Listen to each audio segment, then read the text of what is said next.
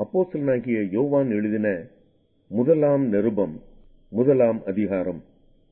ஆதி முதல் இருந்ததும் நாங்கள் கேட்டதும் எங்கள் கண்களினாலே கண்டதும் நாங்கள் நோக்கி பார்த்ததும் எங்கள் கைகளினாலே தொட்டதுமாயிருக்கிற ஜீவ வார்த்தையை குறித்து உங்களுக்கு அறிவிக்கிறோம். அந்த ஜீவன் வெளிப்பட்டது, பிதாவினிடத்தில் இருந்ததும் எங்களுக்கு வெளிப்பட்டதுமான நித்தியமாயிருக்கிற அந்த ஜீவனை நாங்கள் கண்டு அதை குறித்து சாட்சி கொடுத்து அதை உங்களுக்கு அறிவிக்கிறோம். நீங்களும் எங்களோட ஐக்கியமுள்ளவர்களாகும்படி நாங்கள் கண்டும் கேட்டும் இருக்கிறதை உங்களுக்கும் அறிவிக்கிறோம். எங்களுடைய ஐக்கியம் பிதாவோடும் அவருடைய குமாரனாகிய இயேசு கிறிஸ்துவோடும் இருக்கிறது. உங்கள் சந்தோஷம் நிறைவாய் இருக்கும்படி இவைகளை உங்களுக்கு எழுதுகிறோம். தேவன் ஒளியாயிருக்கிறார், அவரில் எவ்வளவேனும் இருளில்லை. இது நாங்கள் அவரிடத்தில் கேட்டு உங்களுக்கு அறிவிக்கிற விசேஷமாயிருக்கிறது. நாம் அவரோட ஐக்கியப்பட்டவர்கள் என்று சொல்லியும் இருளிலே நடக்கிறவர்களாயிருந்தால் சத்தியத்தின்படி நடவாமல் பொய் சொல்லுகிறவர்களாயிருப்போம். அவர் ஒளியில் இருக்கிறது போல நாமும் ஒளியிலே நடந்தால் ஒருவரோடொருவர் ஐக்கியப்பட்டிருப்போம். அவருடைய குமாரனாகிய இயேசு கிறிஸ்துவின் ரத்தம் சகல பாவங்களையும் நீக்கி நம்மை சுத்திகரிக்கும். நமக்கு பாவம் இல்லை என்போமானால் நம்மை நாமே வஞ்சிக்கிறவர்களாயிருப்போம், சத்தியம் நமக்குள் இராது. நம்முடைய பாவங்களை நாம் அறிக்கையிட்டால் பாவங்களை நமக்கு மன்னித்து எல்லா அநியாயத்தையும் நீக்கி நம்மை சுத்திகரிப்பதற்கு அவர் உண்மையும் நீதியும் உள்ளவராயிருக்கிறார். நாம் பாவம் செய்யவில்லை என்போமானால் நாம் அவரை பொய்யராக்குகிறவர்களாயிருப்போம், அவருடைய வார்த்தை நமக்குள் இராது. 1 யோவான் 2ஆம் அதிகாரம். என் பிள்ளைகளே, நீங்கள் பாவம் செய்யாதபடிக்கு இவைகளை உங்களுக்கு எழுதுகிறேன். ஒருவன் பாவம் செய்வானானால் நீதிபரராய் இருக்கிற இயேசு கிறிஸ்து நமக்காக பிதாவினிடத்தில் பரிந்து பேசுகிறவராயிருக்கிறார். நம்முடைய பாவங்களை நிவர்த்தி செய்கிற கிருபாதார பலி அவரே. நம்முடைய பாவங்களை மாத்திரமல்ல, சர்வலோகத்தின் பாவங்களையும் நிவர்த்தி செய்கிற பலியாயிருக்கிறார். அவருடைய கற்பனைகளை நாம் கைக்கொள்ளுகிறவர்களானால் அவரை அறிந்திருக்கிறோம் என்பதை அதனால் அறிவோம். அவரை அறிந்திருக்கிறேன் என்று சொல்லியும் அவருடைய கற்பனைகளை கைக்கொள்ளாதவன் பொய்யனாயிருக்கிறான், அவனுக்குள் சத்தியமில்லை. அவருடைய வசனத்தை கைக்கொள்ளுகிறவனிடத்தில் தேவ அன்பு மெய்யாக பூரணப்பட்டிருக்கும். நாம் அவருக்குள் இருக்கிறோம் என்பதை அதனாலே அறிந்திருக்கிறோம். அவருக்குள் நிலைத்திருக்கிறேன் என்று சொல்லுகிறவன் அவர் நடந்தபடியே தானும் நடக்க வேண்டும். சகோதரரே, நான் உங்களுக்கு புதிய கற்பனையை அல்ல, ஆதி முதல் நீங்கள் பெற்றிருக்கிற பழைய கற்பனையையே எழுதுகிறேன். அந்த பழைய கற்பனை நீங்கள் ஆதி முதல் கேட்டிருக்கிற வசனம்தானே. மேலும் நான் புதிய கற்பனையையும் உங்களுக்கு எழுதுகிறேன். இது அவருக்குள்ளும் உங்களுக்குள்ளும் மெய்யாயிருக்கிறது. ஏனென்றால் இருள் நீங்கி போகிறது, மெய்யான ஒளி இப்பொழுது பிரகாசிக்கிறது. ஒளியிலே இருக்கிறேன் என்று சொல்லியும் தன் சகோதரனை பகைக்கிறவன் இதுவரைக்கும் இருளிலே இருக்கிறான். தன் சகோதரனிடத்தில் அன்பு கூறுகிறவன் ஒளியிலே நிலை கொண்டிருக்கிறான், அவனிடத்தில் இடறல் ஒன்றுமில்லை. தன் சகோதரனை பகைக்கிறவன் இருளிலே இருந்து இருளிலே நடக்கிறான். இருளானது அவன் கண்களை குருடாக்கினபடியால் தான் போகும் இடம் இன்னதென்று அறியாதிருக்கிறான். பிள்ளைகளே, அவருடைய நாமத்தின் நிமித்தம் உங்கள் பாவங்கள் மன்னிக்கப்பட்டிருக்கிறதினால் உங்களுக்கு எழுதுகிறேன். பிதாக்களே, ஆதி முதல் இருக்கிறவரை நீங்கள் அறிந்திருக்கிறதினால் உங்களுக்கு எழுதுகிறேன். வாலிபரே, பொல்லாங்கனை நீங்கள் ஜெயித்ததினால் உங்களுக்கு எழுதுகிறேன். பிள்ளைகளே, நீங்கள் பிதாவை அறிந்திருக்கிறதினால் உங்களுக்கு எழுதுகிறேன். பிதாக்களே, ஆதி முதல் இருக்கிறவரை நீங்கள் அறிந்திருக்கிறதினால் உங்களுக்கு எழுதியிருக்கிறேன். வாலிபரே, நீங்கள் பலவான்களாய் இருக்கிறதினாலும் தேவ வசனம் உங்களில் நிலைத்திருக்கிறதினாலும் நீங்கள் பொல்லாங்கனை ஜெயித்ததினாலும் உங்களுக்கு எழுதியிருக்கிறேன். உலகத்திலும் உலகத்தில் உள்ளவைகளிலும் அன்பு கூறாதிருங்கள். ஒருவன் உலகத்தில் அன்பு கூர்ந்தால் அவனிடத்தில் பிதாவின் அன்பில்லை. ஏனெனில் மாம்சத்தின் இச்சையும் கண்களின் இச்சையும் ஜீவனத்தின் பெருமையுமாகிய உலகத்தில் உள்ளவைகள் எல்லாம் பிதாவினால் உண்டானவைகள் அல்ல, அவைகள் உலகத்தினால் உண்டானவைகள். உலகமும் அதன் இச்சையும் ஒளிந்து போம். தேவனுடைய சித்தத்தின்படி செய்கிறவனோ என்றென்றைக்கும் நிலைத்திருப்பான். பிள்ளைகளே, இது கடைசி காலமாயிருக்கிறது. அந்தி கிறிஸ்து வருகிறான் என்று நீங்கள் கேள்விப்பட்டபடி இப்பொழுதும் அநேக அந்தி கிறிஸ்துகள் இருக்கிறார்கள். அதனாலே இது கடைசி காலம் என்று அறிகிறோம். அவர்கள் நம்மை விட்டு பிரிந்து போனார்கள். ஆகிலும் அவர்கள் நம்முடையவர்களாய் இருக்கவில்லை. நம்முடையவர்களாய் இருந்தார்களானால் நம்முடனே நிலைத்திருப்பார்களே. எல்லாரும் நம்முடையவர்கள் அல்லவென்று வெளியாகும்படிக்கே பிரிந்து போனார்கள். நீங்கள் பரிசுத்தராலே அபிஷேகம் பெற்று சகலத்தையும் அறிந்திருக்கிறீர்கள்.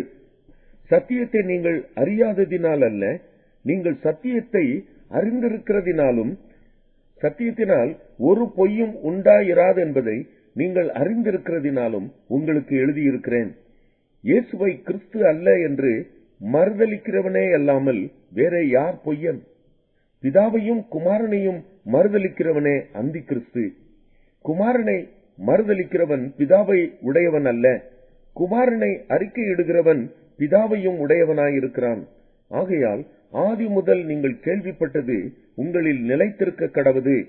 ஆதி முதல் நீங்கள் கேள்விப்பட்டது உங்களில் நிலைத்திருந்தால் நீங்களும் குமாரனிலும் பிதாவிலும் நிலைத்திருப்பீர்கள். நித்திய ஜீவனை அளிப்பேன் என்பதே அவர் நமக்கு செய்த வாக்குத்தத்தம். உங்களை வஞ்சிக்கிறவர்களை குறித்து இவைகளை உங்களுக்கு எழுதியிருக்கிறேன். நீங்கள் அவராலே பெற்ற அபிஷேகம் உங்களில் நிலைத்திருக்கிறது. ஒருவரும் உங்களுக்கு போதிக்க வேண்டுவதில்லை. அந்த அபிஷேகம் சகலத்தையும் குறித்து உங்களுக்கு போதிக்கிறது. அது சத்தியமாயிருக்கிறது, பொய்யல்ல. அது உங்களுக்கு போதித்தபடியே அவரில் நிலைத்திருப்பீர்களாக. இப்படி இருக்க பிள்ளைகளே, அவர் வெளிப்படும் போது நாம் அவர் வருகையில் அவருக்கு முன்பாக வெட்கப்பட்டு போகாமல் தைரியம் உள்ளவர்களாய் இருக்கும்படிக்கு அவரில் நிலைத்திருங்கள். அவர் நீதி உள்ளவராய் இருக்கிறார் என்று உங்களுக்கு தெரிந்திருப்பதினால் நீதியை செய்கிறவன் எவனும் அவரில் பிறந்தவன் என்று அறிந்திருக்கிறீர்கள். 1 யோவான் 3ஆம் அதிகாரம்.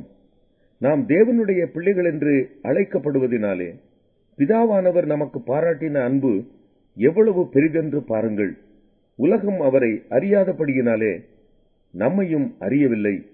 பிரியமானவர்களே, இப்பொழுது தேவனுடைய பிள்ளைகளாய் இருக்கிறோம்.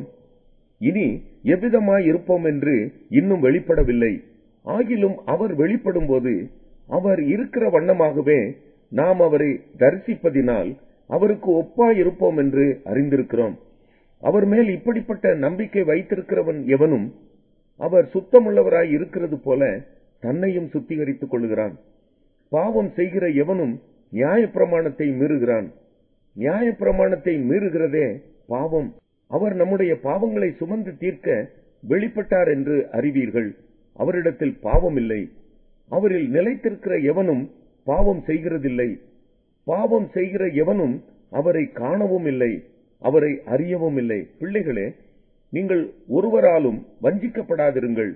நீதியை செய்கிறவன் அவர் நீதி உள்ளவராய் இருக்கிறது போல தானும் நீதி உள்ளவனாய் இருக்கிறான். பாவம் செய்கிறவன் பிசாசினால் உண்டாயிருக்கிறான். ஏனெனில் பிசாசானவன் ஆதி முதல் பாவம் செய்கிறான். பிசாசினுடைய கிரியைகளை அழிக்கும்படிக்கே தேவனுடைய குமாரன் வெளிப்பட்டார். தேவனால் பிறந்த எவனும் பாவம் செய்யான். ஏனெனில் அவருடைய வித்து அவனுக்குள் தரித்திருக்கிறது. அவன் தேவனால் பிறந்தபடியினால் பாவம் செய்ய மாட்டான். இதனாலே தேவனுடைய பிள்ளைகள் இன்னார் என்றும் பிசாசின் பிள்ளைகள் இன்னார் என்றும் வெளிப்படும். நீதியை செய்யாமலும் தன் சகோதரனில் அன்பு கூறாமலும் இருக்கிற எவனும் தேவனால் உண்டானவன் அல்ல. நாம் ஒருவரில் ஒருவர் அன்பு கூற வேண்டும் என்பதே நீங்கள் ஆதி முதல் கேள்விப்பட்ட விசேஷமாயிருக்கிறது. பொல்லாங்கனால் உண்டாயிருந்து தன் சகோதரனை கொலை செய்த காயினை போலிருக்க வேண்டாம். அவன் எதிர் நிமித்தம் அவனை கொலை செய்தான். தன் கிரியைகள் பொல்லாதவைகளும் தன் சகோதரனுடைய கிரியைகள் நீதி உள்ளவைகளுமாய் இருந்ததின் நிமித்தம் தானே. என் சகோதரரே, உலகம் உங்களை பகைத்தால் ஆச்சரியப்படாதிருங்கள். நாம் சகோதரரிடத்தில் அன்பு கூறுகிறபடியால் மரணத்தை விட்டு நீங்கி ஜீவனுக்கு உட்பட்டிருக்கிறோம் என்று அறிந்திருக்கிறோம். சகோதரனிடத்தில் அன்பு கூறாதவன் மரணத்திலே நிலை கொண்டிருக்கிறான். தன் சகோதரனை பகைக்கிற எவனும் மனுஷ கொலை பாதகனாயிருக்கிறான். மனுஷ கொலை பாதகன் எவனோ அவனுக்குள் நித்திய ஜீவன் நிலைத்திராது என்று அறிவீர்கள். அவர் தம்முடைய ஜீவனை நமக்காக கொடுத்ததினாலே அன்பு இன்னதென்று அறிந்திருக்கிறோம். நாமும் சகோதரருக்காக ஜீவனை கொடுக்க கடனாளிகளாயிருக்கிறோம். ஒருவன் இவ்வுலக ஆஸ்தி உடையவனாயிருந்து தன் சகோதரனுக்கு குறைச்சல் உண்டென்று கண்டு தன் இருதயத்தை அவனுக்கு அடைத்துக் கொண்டால் அவனுக்குள் தேவ அன்பு நிலை கொள்ளுகிறது எப்படி? என் பிள்ளைகளே, வசனத்தினாலும் நாவினாலும் அல்ல, கிரியையினாலும் உண்மையினாலும் அன்பு கூற கடவோம். இதனாலே நாம் நம்மை சத்தியத்திற்குரியவர்கள் என்று அறிந்து நம்முடைய இருதயத்தை அவருக்கு முன்பாக நிச்சயப்படுத்திக் கொள்ளலாம். நம்முடைய இருதயமே நம்மை குற்றவாளிகளாக தீர்க்குமானால் தேவன் நம்முடைய இருதயத்திலும் பெரியவராயிருந்து சகலத்தையும் அறிந்திருக்கிறார். பிரியமானவர்களே, நம்முடைய இருதயம் நம்மை குற்றவாளிகள் என்று தீர்க்காதிருந்தால் நாம் தேவனிடத்தில் தைரியம் கொண்டிருந்து அவருடைய கற்பனைகளை நாம் கைக்கொண்டு அவருக்கு முன்பாக பிரியமானவைகளை செய்கிறபடியினால் நாம் வேண்டிக் கொள்ளுகிறது எதுவோ அதை அவராலே பெற்றுக் கொள்ளுகிறோம். நாம் அவருடைய குமாரனாகிய இயேசு கிறிஸ்துவின் நாமத்தின் மேல் விசுவாசமாயிருந்து அவர் நமக்கு கட்டளையிட்டபடியே ஒருவரில் ஒருவர் அன்பாய் இருக்க வேண்டும் என்பதே அவருடைய கற்பனையாயிருக்கிறது. அவருடைய கட்டளைகளை கைக்கொள்ளுகிறவன் அவரில் நிலைத்திருக்கிறான், அவரும் அவனில் நிலைத்திருக்கிறார். அவர் நம்மில் நிலைத்திருக்கிறதை அவர் நமக்கு தந்தருளின ஆவியினாலே அறிந்திருக்கிறோம். 1 யோவான் 4ஆம் அதிகாரம். பிரியமானவர்களே, உலகத்தில் அநேக கள்ளத்தீர்க்கதரிசிகள் தோன்றியிருப்பதினால் நீங்கள் எல்லா ஆவிகளையும் நம்பாமல் அந்த ஆவிகள் தேவனால் உண்டானவைகளோ என்று சோதித்து அறியுங்கள். தேவ ஆவியை நீங்கள் எதினாலே அறியலாம் என்றால், மாம்சத்தில் வந்த இயேசு கிறிஸ்துவை அறிக்கை பண்ணுகிற எந்த ஆவியும் தேவனால் உண்டாயிருக்கிறது. மாம்சத்தில் வந்த இயேசு கிறிஸ்துவை அறிக்கை பண்ணாத எந்த ஆவியும் தேவனால் உண்டானதல்ல. வருமென்று நீங்கள் கேள்விப்பட்ட அந்தி கிறிஸ்துவினுடைய ஆவி அதுவே. அது இப்பொழுதும் உலகத்தில் இருக்கிறது. பிள்ளைகளே, நீங்கள் தேவனால் உண்டாயிருந்து அவர்களை ஜெயித்தீர்கள். ஏனெனில் உலகத்தில் இருக்கிறவனிலும் உங்களில் இருக்கிறவர் பெரியவர். அவர்கள் உலகத்துக்குரியவர்கள், ஆகையால் உலகத்துக்குரியவைகளை பேசுகிறார்கள். உலகமும் அவர்களுக்கு செவி கொடுக்கும். நாங்கள் தேவனால் உண்டானவர்கள். தேவனை அறிந்தவன் எங்களுக்கு செவி கொடுக்கிறான். தேவனால் உண்டாயிராதவன் எங்களுக்கு செவி கொடுக்கிறதில்லை. இதனாலே சத்திய ஆவி இன்னதென்றும் வஞ்சக ஆவி இன்னதென்றும் அறிந்திருக்கிறோம். பிரியமானவர்களே, ஒருவரில் ஒருவர் அன்பாயிருக்க கடவோம். ஏனெனில் அன்பு தேவனால் உண்டாயிருக்கிறது. அன்புள்ள எவனும் தேவனால் பிறந்து அவரை அறிந்திருக்கிறான். அன்பில்லாதவன் தேவனை அறியான். தேவன் அன்பாகவே இருக்கிறார். தம்முடைய ஒரே பேரான குமாரனாலே நாம் பிழைக்கும்படிக்கு தேவன் அவரை இவ்வுலகத்திலே அனுப்பினதினால் தேவன் நம்மேல் வைத்த அன்பு வெளிப்பட்டது. நாம் தேவனிடத்தில் அன்பு கூர்ந்ததினால் அல்ல, அவர் நம்மிடத்தில் அன்பு கூர்ந்து நம்முடைய பாவங்களை நிவர்த்தி செய்கிற கிருபாதார பலியாக தம்முடைய குமாரனை அனுப்பினதினாலே அன்பு உண்டாயிருக்கிறது. பிரியமானவர்களே, தேவன் இவ்விதமாய் நம்மிடத்தில் அன்பு கூர்ந்திருக்க நாமும் ஒருவரிடத்தில் ஒருவர் அன்பு கூற கடனாளிகளாயிருக்கிறோம். தேவனை ஒருவரும் ஒருபோதும் கண்டதில்லை. நாம் ஒருவரிடத்தில் ஒருவர் அன்பு கூர்ந்தால் தேவன் நமக்குள் நிலைத்திருக்கிறார். அவருடைய அன்பும் நமக்குள் பூரணப்படும். அவர் தம்முடைய ஆவியில் நமக்கு தந்தருளினதினாலே நாம் அவரிலும் அவர் நம்மிலும் நிலைத்திருக்கிறதை அறிந்திருக்கிறோம். பிதாவானவர் குமாரனை உலக இரட்சகராக அனுப்பினார் என்று நாங்கள் கண்டு சாட்சியிடுகிறோம். இயேசுவானவர் தேவனுடைய குமாரன் என்று அறிக்கை பண்ணுகிறவன் எவனோ அவனில் தேவன் நிலைத்திருக்கிறார், அவனும் தேவனில் நிலைத்திருக்கிறான். தேவன் நம்மேல் வைத்திருக்கிற அன்பை நாம் அறிந்து விசுவாசித்திருக்கிறோம். தேவன் அன்பாகவே இருக்கிறார். அன்பில் நிலைத்திருக்கிறவன் தேவனில் நிலைத்திருக்கிறான், தேவனும் அவனில் நிலைத்திருக்கிறார். நியாய தீர்ப்பு நாளிலே நமக்கு தைரியம் உண்டாகத்தக்கதாக அன்பு நம்மிடத்தில் பூரணப்படுகிறது. ஏனென்றால் அவர் இருக்கிற பிரகாரமாக நாமும் இவ்வுலகத்தில் இருக்கிறோம். அன்பிலே பயமில்லை. பூரண அன்பு பயத்தை புறம்பே தள்ளும். பயமானது வேதனை உள்ளது. பயப்படுகிறவன் அன்பிலே பூரணப்பட்டவன் அல்ல. அவர் முந்தி நம்மிடத்தில் அன்பு கூர்ந்தபடியால் நாமும் அவரிடத்தில் அன்பு கூறுகிறோம். தேவனிடத்தில் அன்பு கூறுகிறேன் என்று ஒருவன் சொல்லியும் தன் சகோதரனை பகைத்தால் அவன் பொய்யன். தான் கண்ட சகோதரனிடத்தில் அன்பு கூறாமல் இருக்கிறவன் தான் காணாத தேவனிடத்தில் எப்படி அன்பு கூறுவான்? தேவனிடத்தில் அன்பு கூறுகிறவன் தன் சகோதரனிடத்திலும் அன்பு கூற வேண்டும் என்கிற இந்த கற்பனையை அவராலே பெற்றிருக்கிறோம். 1 யோவான் 5ஆம் அதிகாரம். இயேசுவானவரே கிறிஸ்து என்று விசுவாசிக்கிற எவனும் தேவனால் பிறந்திருக்கிறான். பிறப்பித்தவரிடத்தில் அன்பு கூறுகிற எவனும் அவரால் பிறப்பிக்கப்பட்டவனிடத்திலும் அன்பு கூறுகிறான். நாம் தேவனிடத்தில் அன்பு கூர்ந்து அவருடைய கற்பனைகளை கைக்கொள்ளும் போது தேவனுடைய பிள்ளைகளிடத்தில் அன்பு கூறுகிறோம் என்று அறிந்து கொள்ளுகிறோம். நாம் தேவனுடைய கற்பனைகளை கைக்கொள்ளுவதே அவரிடத்தில் அன்பு கூறுவதாம். அவருடைய கற்பனைகள் பாரமானவைகளும் அல்ல. தேவனால் பிறப்பதெல்லாம் உலகத்தை ஜெயிக்கும். நம்முடைய விசுவாசமே உலகத்தை ஜெயிக்கிற ஜெயம். இயேசுவானவர் தேவனுடைய குமாரன் என்று விசுவாசிக்கிறவனே அன்றி உலகத்தை ஜெயிக்கிறவன் யார்? இயேசு கிறிஸ்துவாகிய இவரே ஜலத்தினாலும் இரத்தத்தினாலும் வந்தவர். ஜலத்தினாலே மாத்திரமல்ல, ஜலத்தினாலும் இரத்தத்தினாலும் வந்தவர். ஆவியானவர் சத்தியமாகையால் ஆவியானவரே சாட்சி கொடுக்கிறவர். பரலோகத்திலே சாட்சியிடுகிறவர்கள் மூவர், பிதா, வார்த்தை, பரிசுத்த ஆவி என்பவர்களே. இம்மூவரும் ஒன்றாயிருக்கிறார்கள். பூலோகத்திலே சாட்சியிடுகிறவைகள் 3, ஆவி, ஜலம், இரத்தம் என்பவைகளே. இம்மூன்றும் ஒருமைப்பட்டிருக்கிறது. நாம் மனுஷருடைய சாட்சியை ஏற்றுக்கொண்டால் அதை பார்க்கிலும் தேவனுடைய சாட்சி அதிகமாயிருக்கிறது.